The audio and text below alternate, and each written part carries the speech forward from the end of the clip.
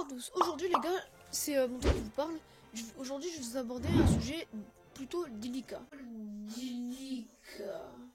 Oh my god, bro. Oh, hell no, man. Alors, le sujet d'aujourd'hui les gars, c'est pas comme tout le temps, c'est un peu un sujet bancal. Hein. C'est un sujet plutôt beaucoup bancal. Ouais. Alors, le sujet c'est le gacha hit. Alors, pour ceux qui savent pas, principalement pour ceux qui connaissent pas le jeu Gacha Life, le jeu Gacha Life est destiné aux enfants de plus de 3 ans qui permet de créer des personnages. Par exemple, des personnages un peu genre des personnages simples. Genre très très simples. Ou genre après, tu peux faire des bons trucs avec et tout. Et ça, c'est des personnages qui sont très très bien en soi. Mais il y a des personnes malveillantes qui ont fait des mauvaises choses dessus. Ok.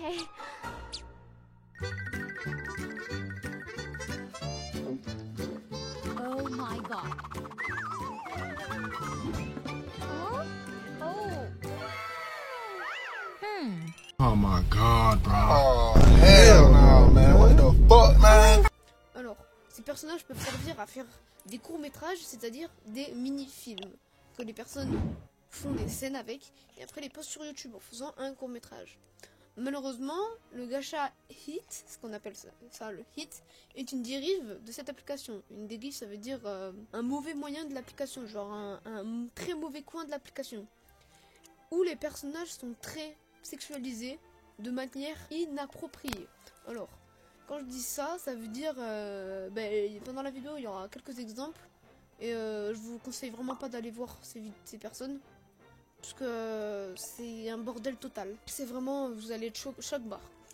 Alors, pour éviter d'utiliser des mots gênants, disons simplement que c'est un extrait. Parce que en vrai, je vais pas dire à chaque fois ça. Je vais dire un mot plus simple. On va dire au pire que les personnages sont représentés d'une manière très bizarre, hein, très suggestif. Alors bon, c'est sûr que à cause de ça, le jeu Gacha Life va être supprimé à cause de youtubeurs comme ça. Enfin youtubeurs, on peut pas appeler ça youtubeurs vu ce qu'ils font. Hein. Et après, maintenant il y a de nombreux youtubeurs comme Haram Body ou Rainbow Z Multiverse.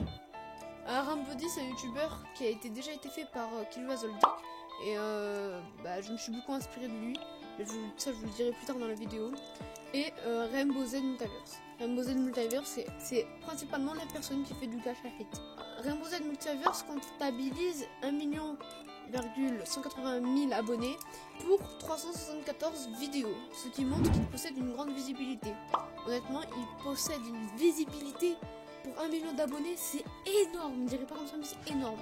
Et des youtubeurs, ils ont même pas 1 million d'abonnés et ils font du meilleur contenu que ça. Qui en conséquence contribue à la diffusion de ce contenu, c'est-à-dire qui est qui montre ce contenu quoi, malheureusement.